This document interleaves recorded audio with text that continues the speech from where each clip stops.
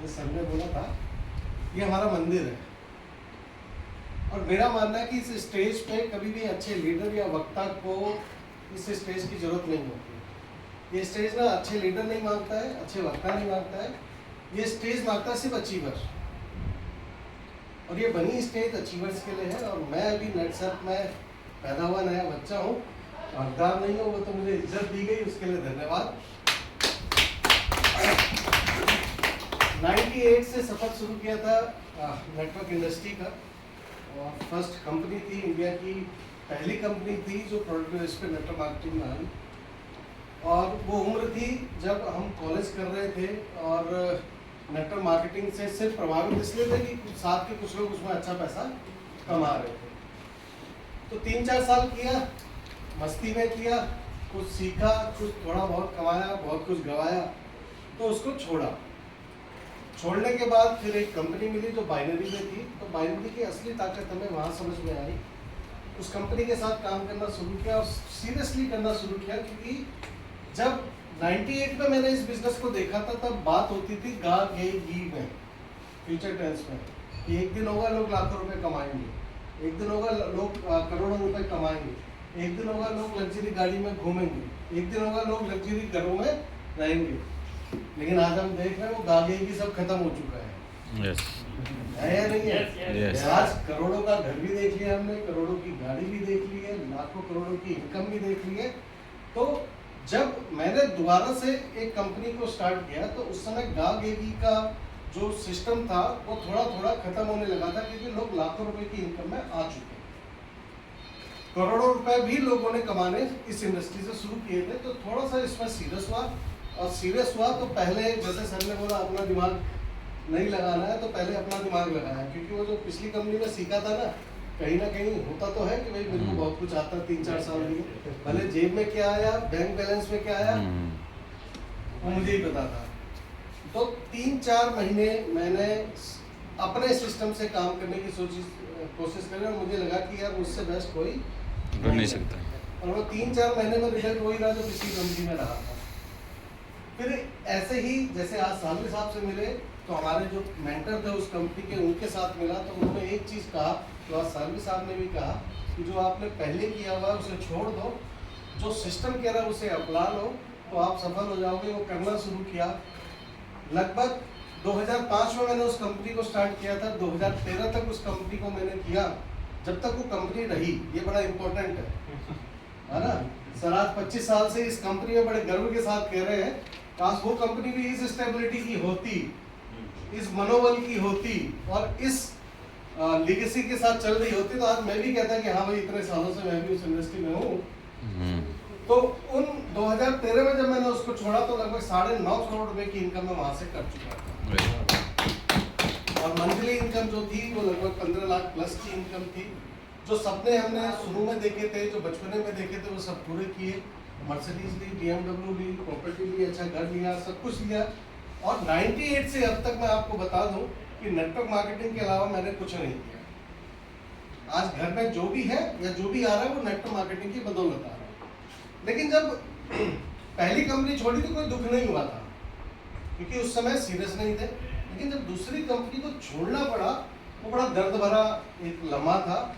क्यों? क्योंकि हम ये मान चुके थे कि अब हमारी जिंदगी में इसके अलावा कोई दूसरी कंपनी नहीं आई, और हमें लगता था इससे स्ट्रॉन्ग कोई दूसरी कंपनी नहीं हो सकती है। तो डिसीजन लेने के लिए कि भैया क्या किया जाए, उस समय नेटसर्फ नहीं मिली हमें अनफॉर्चुनेटली। तो हमने फिर वापस मूव किया मेरी पहली कंपनी में, जिससे मेरी कैरियर की शुरुआत हुई।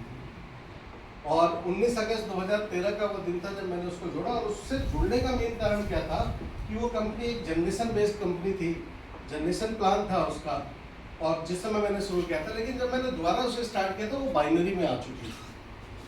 अब जब बाइनरी में आ चुकी थी तो एक चीज़ समझ में आ गया था कि बाइनरी से बेस्ट जिंदगी के अंदर कमाने का और कोई दूसरा तरीका नहीं है, क्योंकि इसमें बीच बीच में वो एक कंडीशन वाले फूल बने होते हैं ना, वो फूल इसमें नहीं बने होते। तो उसे स्टार्ट किया। सिर्फ 22 महीने मैंने उस कंपनी के अंदर काम किया, जहां 2 करोड़ 22 लाख रुपए की मैंने वहां से इनकम करी, और फिर छोड़ दिया उसे। और आज उस कंपनी के अंदर अगर मैं टर्नओवर की बात करूं तो 100 करोड़ से ऊपर का टर्नओवर आज भी जा रहा है मेरी टीमों से। अब द्वारा क्यों छोड़ी?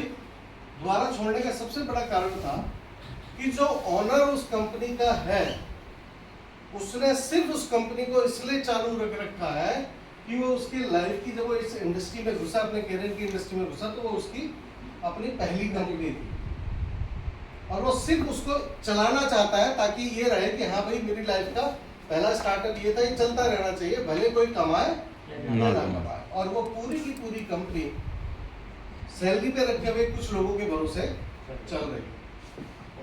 अब जब आप किसी भी कंपनी की बात करें, अगर उसको ऑनर चला रहा है, जैसे यहाँ जैन साहब, मैं मिला तो हूँ नहीं लेकिन आप में से बहुत सारे लोग मिले होंगे, जब मैंने प्रोग्राम देखे, चीजें देखी, मेरी विधान सर से बात हुई, सालवी साहब से मैं मिला, तो उनकी जो प्रॉपर इन्वॉल्वमेंट इस कंपनी के अंदर है, अगर एक मालिक कंपनी को चला रहा है तो उसकी सोच होती है कि मैं इसके टर्नओवर को कैसे बढ़ाऊं, इंडिया में कैसे नंबर 1 बनूं या वर्ल्ड में कैसे नंबर 1 जाऊं। लेकिन एक सैलरीड पर्सन की जो सोच होगी वो कहां तक होगी कि भाई उसको जो टारगेट मिला हुआ जिसमें उसकी सैलरी मिलना तय है और नौकरी बचना तय है कि उतना काम कैसे होगा। तो उस कंपनी के अंदर जो दिक्कत आती थी वो आती थी एथिक्स की, क्योंकि एक ही चीज को हम अलग अलग रेट पे हर 2-3 महीने में अलग अलग रेट पे बेचते थे। हाँ, एक पेज था जो हमने, जब हम एंटर हुए थे तो 120 रुपए का था, उसके बाद वो 140 रुपए का हुआ, फिर वो 130 रुपए का हुआ, फिर वो 62 रुपए का हुआ, फिर 64 का हुआ, 84 रुपए का है। ठीक है, अब आप सोच के देखिए, एक ही पेस्ट को अलग अलग रेट पे बेच रहे हो आप, 140 में भी बेचा और 60 रुपए में भी बेचा, तो क्या उसकी जो क्वालिटी है, जैसे जब मैं इस कंपनी में प्रोडक्ट की बात करी, क्वालिटी पे बात करी, तो मैंने यही चीज कहा सर क्वालिटी को कैसे मेजर करें, लोगों को कैसे बताएं। तो इन्होंने बताया पिछले कई साल का जो अपना एथिक्स है, हम जिस पे काम कर रहे हैं, हमारी खुद की मैन्युफैक्चरिंग है, तो ये एक प्लस पॉइंट है यहाँ पर। वहां पर क्या था कि आज अगर मैं बात करूं 98 से वो कंपनी अभी भी चल रही है, अभी तक उसकी कम से कम, अगर मैं एक प्रोडक्ट पकड़ के चलूं जो उनका सबसे पुराना प्रोडक्ट है, उसके मैन्युफैक्चर कम से कम 25 बदल चुके हैं। अब एक कंपनी के एक प्रोडक्ट के 25 मैन्युफैक्चर बदलने का मतलब क्या हुआ? क्वालिटी से नहीं दे सकती। दूसरा क्या है, अगर आप वेंडर बदल ले तो वो सिर्फ इसलिए बदल ले क्योंकि पुराना वेंडर आपसे रेट ज्यादा ले रहा है और आपको अपनी कंपनी के लिए क्या चाहिए, मार्जिन। इसका एक ही मतलब हुआ कि कंपनी क्वालिटी पे फोकस नहीं कर रही, वो अपने टर्नओवर पे फोकस कर रही है। और होता क्या है, जब आपने किसी कस्टमर को एक प्रोडक्ट आज दिया और अगली बार जब आप दोगे और क्वालिटी में फर्क आएगा तो आप उसे जस्टिफाई नहीं कर पाओगे। तो वहां प्लान में भी आए दिन चेंजेस होते थे। आज पता चला हम प्लान दे के आए हैं ये वाला, और जब हम घर पहुंचे तो पता चला जी प्लान हो गया ये वाला। अब सोच के देखिए, इतनी बड़ी टीम में अगर 200 प्लान भी हुए तो 200 तो खराब हुए या नहीं? या। तो वहां रोज हम टीम बनाते थे, रोज टीम खराब होती थी क्योंकि कंपनी के अंदर कोई किसी भी तरह का एथिक्स नहीं था।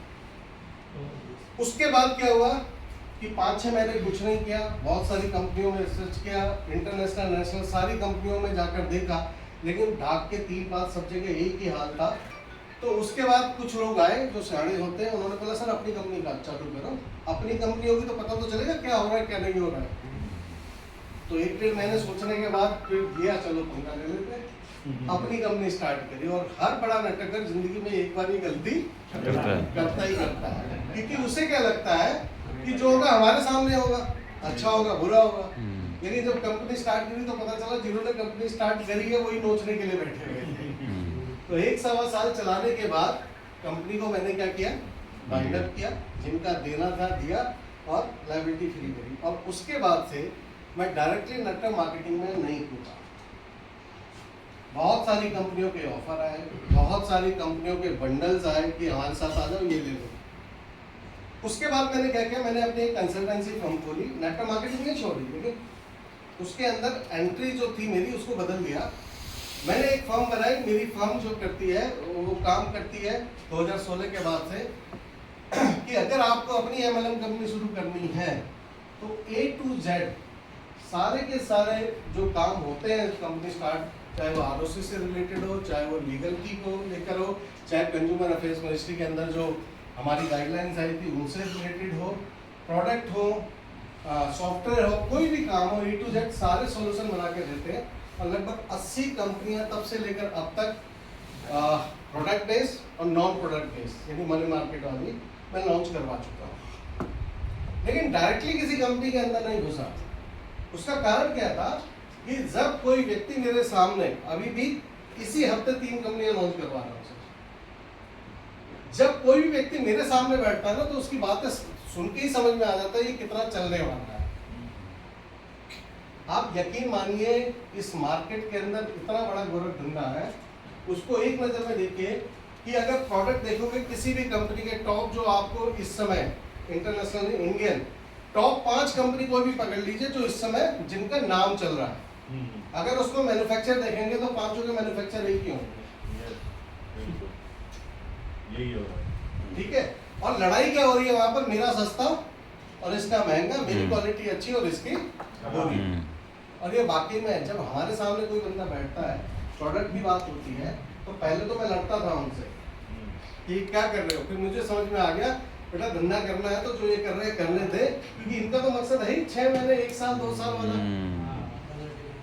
वो लोग प्रोडक्ट पे जब बैठते हैं तो वो कहते हैं सर कितना सस्ता ये प्रोडक्ट हमें मिल सकता है, और जब मैं उन्हें बताता हूँ कि जितना सस्ता चाहिए उतना मिल सकता है, लेकिन अंदर जो आप चाहते हो नहीं मिलेगा, तो उनका कहना ये होता है कि आप एक काम करिए, फर्स्ट बैच हमारा A1 बनवा दीजिए, उसकी कॉस्टिंग बताइए, और उसके बाद जो सेकंड बैच बनेगा वो फिर इसी अनुसार बना दीजिए। किसी भी कंपनी के अंदर जो सेकंड बैच आता है ना, कभी भी क्वालिटी प्रोडक्ट आता ही नहीं है, और वहीं वो कहानी खत्म हो जाता है।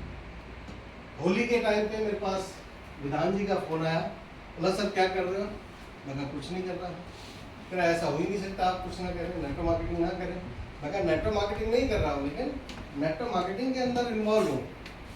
तो मैंने कहा आप क्या कर रहे हो, तो इन्होंने बोला मैं नेटसर्फ कर रहा हूँ। और मुझे पता था 2015 में इन्होंने नेटसर्फ जब ज्वाइन की थी, तो मैंने यही कि था मैंने अभी भी नेटसर्फ कर रहे हो, तो बोले हाँ।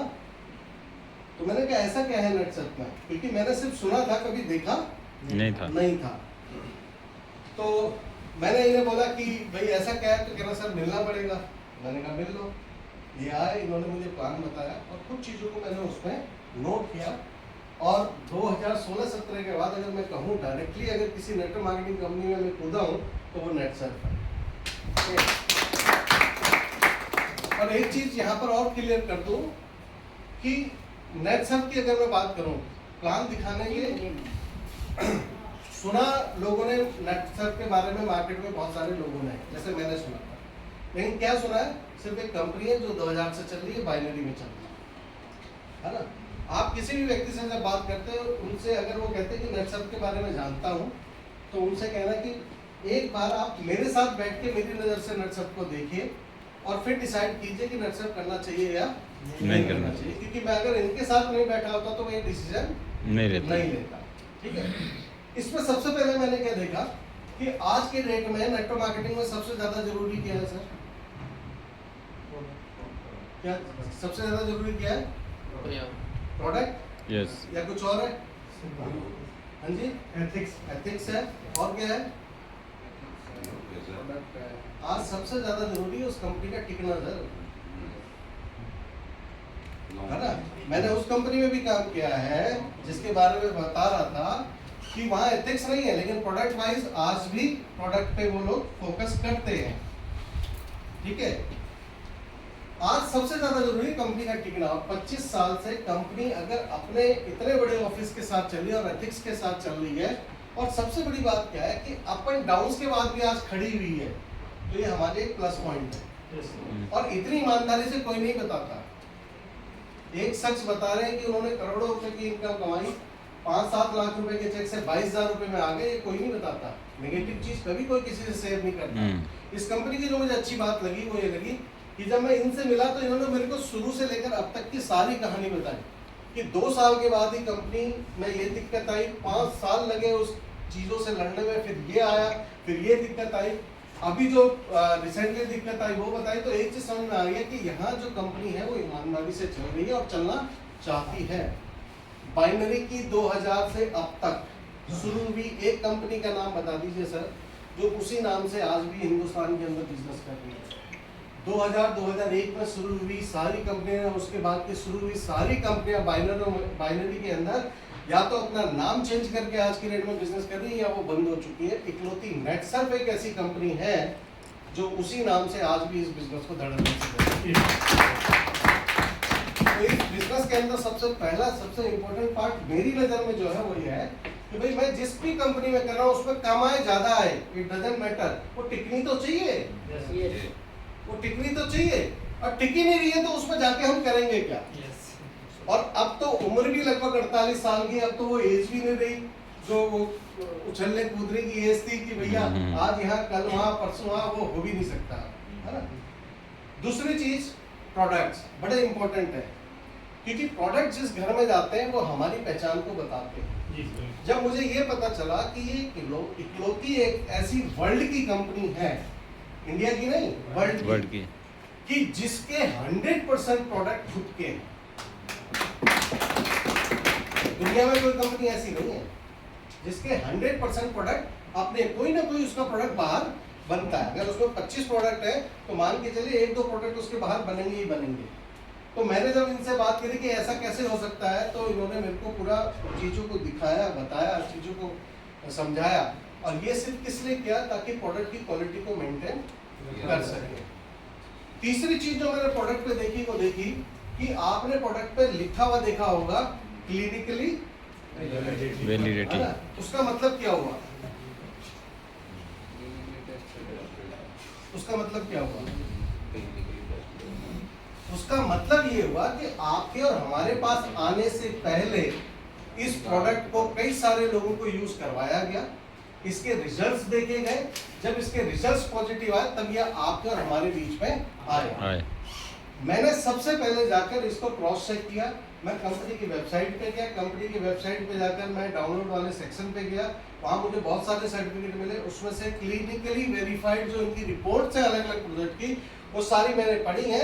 आपने पढ़ी या नहीं पढ़ी, एक बार जरूर पढ़िएगा, क्योंकि यहाँ से आपका विश्वास इस कंपनी में बढ़ेगा, क्योंकि इस हिंदुस्तान के अंदर एक भी कंपनी ऐसी नहीं है, इंटरनेशनल कंपनियों में है ये प्रोडक्टों में, हिंदुस्तान की किसी भी नेटवर्क मार्केटिंग कंपनी के अंदर जो प्रोडक्ट हम यूज करते हैं वो एक भी प्रोडक्ट ऐसा नहीं है जो क्लिनिकली वेरीफाइड हो, जिसपे कई सारे लोगों को पहले दिया गया हो, टेस्ट किया गया हो, उसके रिजल्ट लिए गए हो, उसकी रिपोर्ट ली गई हो, उसके प्लस माइनस देखे गए हो, तब जाके वो मार्केट में आए। और इसमें उस रिपोर्ट में मैंने देखा हफ्ते के अंदर उसके अंदर क्या चेंजेस आए, पूरी रिपोर्टें हैं, महीने के अंदर क्या रिपोर्ट रिजल्ट आए, आपके 3 महीने में क्या रिपोर्ट आई, सारी रिपोर्टें आने के बाद फिर उस प्रोडक्ट को आपके और हमारे सामने लाया गया, जो मेरे लिए बहुत मायने रखता है। उसका कारण क्या है, क्योंकि जिसके घर में हम जाते हैं ना, वो हमें क्या कहता है नॉर्मली नेटवर्क मार्केटिंग में, क्या कहता है, डॉक्टर कहता है, कहता है नहीं कहता है, हम उसे कितना भी कह लें कि हम डॉक्टर नहीं है, लेकिन जब इस प्रोडक्ट को लेके जाते हैं तो वो सोचता है ये डॉक्टर है, हमारे लिए भगवान है ना। और नेटवर्क मार्केटिंग में आज हो क्या रहा है कि हर कंपनी अपने प्रोडक्टों का दावा कर रही है, और हमारे और आप जैसे लोगों के द्वारा वो प्रोडक्ट लोगों के घरों में जा रहे हैं, और करोड़ों अरबों रुपए उनकी जेब से निकल के कहाँ जा रहा है, कंपनियों के पास जा रहा है। ठीक है, क्या वो रिजल्ट हम लोगों को दे पा रहे हैं, क्या उसकी अथॉरिटी हमारे पास है, क्या हमें पता है वो प्रोडक्ट काम करेगा या नहीं करेगा? 90% नहीं पता सर। और मैं आपको बताऊं, अधिकतर कंपनियों के एमडी खुद अपने घर का माल नहीं खाते हैं, अपनी कंपनी के प्रोडक्ट यूज नहीं करते हैं। मैं जितनी कंपनियां मैंने चालू करवाई हैं, मैं उनके ऑफिस में गया, उनके ऑफिस में जाने के बाद मुझे बड़ा आश्चर्य हुआ कि उन्होंने हैंड वॉश बना रखा है, और जब उनके बाथरूम में गया तो डिटॉल का हैंड वॉश रखा हुआ है। ये हेड ऑफिस की बात बता रहा हूँ, ये उनके घरों की बात बता रहा हूँ मैं। आप सोच के देखिए कि अगर मेरी कंपनी है तो मेरे कंपनी के बाथरूम में कौन सा हैंड वॉश होना चाहिए? मेरी कंपनी का, मेरी कंपनी का होना चाहिए ना। अगर मेरी कंपनी का नहीं और डिटॉल का है तो इसका मतलब क्या हुआ? भरोसा ही नहीं है अपने प्रोडक्ट पे। और जब मुझे कोई लीडर अपने घर में बुलाता है तो मैं क्या करता हूँ, मैं टॉयलेट के बहाने सबसे पहले उसके बाथरूम में ही जाता हूँ। Yes yes. और ये देखता हूँ कि भैया इसके घर में प्रोडक्ट कौन से यूज हो रहे हैं, ये मुझे ज्वाइन तो करवाना चाहता है कि ये वाकई में कंपनी के प्रोडक्टों पे भरोसा करता है या नहीं करता है। तो पता चला उसके बाथरूम में आधे से ज्यादा सामान उसकी कंपनी का होता ही नहीं। तो इसका मतलब क्या है कि उन्होंने यूज तो किए होंगे लेकिन क्वालिटी समझ में नहीं आ रही। यहाँ क्लिनिकली वेरीफाइड मिले। और जब मैंने एग्रीकल्चर के प्रोडक्टों के बारे में सुना तो मैंने डिसाइड किया कि मैं इस कंपनी को करूँगा। प्लान मैंने आज भी नहीं दौर किया है, क्योंकि प्लान कोई भी हो, किसी भी कंपनी का हो, 100% आपके पास पैसा आएगा अगर उस प्लान के अंदर जो चीज़ें हमें मिल रही हैं वो ताकतवर है। एग्रीकल्चर प्रोडक्ट सुनने के बाद मैंने इसमें मुहर क्यों मारी, क्योंकि मार्केट की जितनी भी कंपनियां एग्रीकल्चर पे काम कर रही हैं वो सब नेटसर्फ को देख के ही आएंगी। पहली कंपनी कौन है? नेटसर्फ। अब नेटसर्फ जिस प्रोडक्ट को लेकर आई है यहाँ पर, वो क्या लेके आई है? वो हमारी मिट्टी का समाधान लेके आई है। लोगों के पास समाधान नहीं है, लोगों के पास सिर्फ जुगाड़ है। जुगाड़ का मतलब समझते हैं? यस। भाई थोड़े देर काम करेगा फिर आपको दोबारा से जुगाड़ करना पड़ेगा। यही तो होता है ना? हम बाइक वाले के पास जाते हो, कहते हैं इतने का पार्ट्स, हम कहते हैं तो जुगाड़ करते हैं, सस्ते में निपट जाएगा। तो आज की डेट में जितनी भी कंपनी हिंदुस्तान के अंदर नेटवर्क मार्केटिंग के अंदर एग्रीकल्चर के प्रोडक्ट लेके आ रही है वो सिर्फ जुगाड़ है। जुगाड़ का मतलब है इस फसल तक काम करेगा फिर कहानी खत्म, अगली फसल में फिर चाहिए। लेकिन नेटसर्फ की जो टेक्नोलॉजी है, जो बैक्टीरिया बेस, इन्होंने बैक्टीरिया के बेस पे चीज़ों को बनाया है। जब मुझे पता चला कि इनके नाइट्रोजन के प्रोडक्ट के अंदर नाइट्रोजन है ही नहीं, जिंक के अंदर जिंक है ही नहीं, तो मेरे को बहुत बड़ा आश्चर्य हुआ। यार ये कह रहे हैं जिंक है और पौधों को इसकी जरूरत होती है और ये प्रोडक्ट आप दो, और मैंने पूछा कितना जिंक इसमें है, तो बोलते हैं कि है ही नहीं।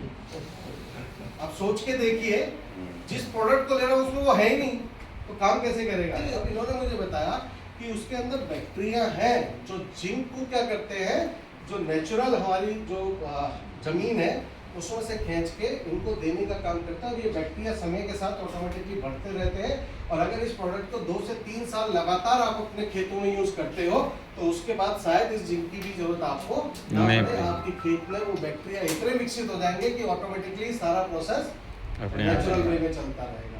तो ये मेरे लिए बड़े आश्चर्य की बात थी, क्योंकि यहाँ पर कंपनी क्या कह रही है? यहाँ कंपनी कह रही है कि हम आपको वो समाधान दे रहे हैं जिससे आपकी दिक्कत परमानेंट खत्म हो जाएगी। ठीक है, अब ये तो था कि भाई मैंने कह दिया है ना कि भाई कंपनी है तो कुछ ना कुछ तो एक तरह का चाहिए। लेकिन जब मैं पुणे गया, ऑफिस विजिट करने गया, तो मेरी किस्मत थी सालवे जी उस दिन वहीं थे, इन्हीं के साथ मैं ऑफिस गया। और जब मैं ऑफिस के बाहर खड़ा हुआ ना, जब उतर रहा था गेट से, तो साहब मैंने क्या बोला था? मालिक जी क्या बोला था? मैं ऑफिस में एक कुछ पैसा देकर पेंट तो करा दूं। मैंने जब मैं बाहर आया, मैंने ऑफिस देखा। आप में से कितने लोग ऑफिस गए हुए हैं? बहुत सारे गए हुए हैं ना। तो मैंने सालवे साहब और इनसे बोला, सालवे साहब, और कहते हैं सर आप एक काम करो, सिर्फ 15 दिन का जो आपका चेक आता है ना वो कंपनी को दे दो, ताकि इसमें कुछ पेंट वेंट तो हो जाए। क्या बोला मैं? इसमें पेंट वेंट तो हो जाए।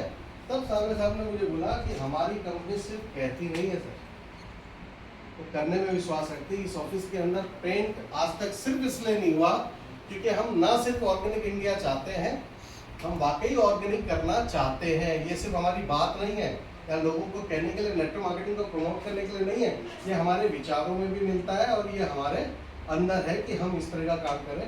और पूरे ऑफिस के अंदर कहीं पेंट नहीं मिला, कहीं पे वो नहीं मिला। उसी दिन मैंने डिसाइड कर लिया, क्योंकि जो आदमी अंदर से और बाहर से एक हो ना, यस यस, नेटसर्फ मैं आज कह सकता हूँ ये कंपनी अंदर और बाहर से एक है।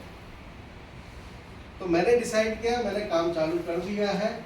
और मेरा जो अपना टारगेट है, मजा कब आता है जब टारगेट को सार्वजनिक किया जाए। मेरा अपना टारगेट है कि 1 साल के अंदर इसमें जो आपका 16 लाख रुपए की सेलिंग है, ये साल के 2 करोड़ की इनकम है, 1 साल खत्म होने तक मैं 16 लाख रुपए महीने की इनकम में इस बिजनेस में पहुंच जाऊंगा, ताकि अगले साल से जो 2 करोड़ साल का दिखाया ना सर ने अभी 1% ग्लोबल वाला, तो वहां मैं पहुंच सकता। तो आप लोगों से यही कहूंगा कि नेटसर्फ से बेस्ट कोई बिजनेस नहीं है, मुझसे पहले से आप कर रहे हैं।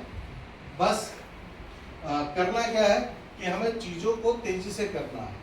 यस, है ना। मेरा अपना काम करने का तरीका एक ही होता है। जब से मैंने काम शुरू किया है, मेरा शुरू के 90 दिन मैं घर पे नहीं रहता हूँ। अभी मैं 2 दिन से घर पे हूँ, क्योंकि बेटी का जो है एग्जाम था, तब आना पड़ा।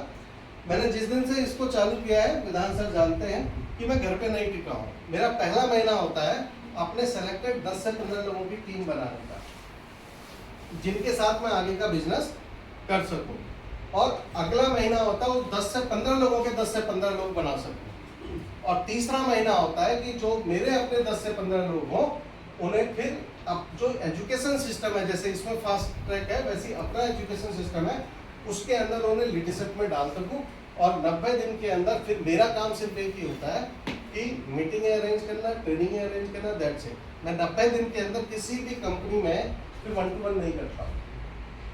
90 दिन से ज़्यादा मैं किसी नए बंदे को रिक्रूट करता हूँ तो नीचे दे देता हूँ, मैं लगाता ही नहीं। 10-15 लोग हमेशा से फ्रंट रहे हैं और हमेशा से 10 बंदे। दूसरी चीज़, और हमेशा हर कंपनी में नए लोगों के साथ काम किया है। अभी तक जितने लोगों को मैं नेटसेप में लेके आया हूँ इनमें से एक भी बंदा ऐसा नहीं है जिसने मेरे साथ पहले काम कर रखा है। तो हर बार क्या करता हूँ, नई एक लिस्ट बना के नई उसमें काम करता हूँ। उसका कारण क्या है, पुराने लोगों के साथ बहुत सारे क्वेश्चनों का जवाब देना होता है ना, प्लस माइनस बहुत सारी चीजें होती हैं। तो नए लोगों के साथ क्या होता है कि वो आपकी सुनते हैं, चीजों को सुनते हैं। ऐसा नहीं कि उन्हें छोड़ दूंगा, उनको क्या करूंगा 3 महीने के बाद पकड़ना चालू करूंगा। क्यों? क्योंकि शुरुआत में अपने लोगों को कई बार लगता है, तो पुराने साथी होते हैं कि शायद हम काम करेंगे तो ये कमा जाएगा, होता है नहीं होता, कहने की उसकी ईगो टकराती है। तो मैं क्या करता हूँ, मेरा हमेशा का आदत है 3 महीने के बाद कहता हूँ कि भाई तू आए ना आए, मैं तो कमा रहा हूँ। तो आना उसकी क्या हो जाती है, मजबूरी हो जाती है। तो मैं अपनी बात को यहीं खत्म करूंगा और धन्यवाद दूंगा।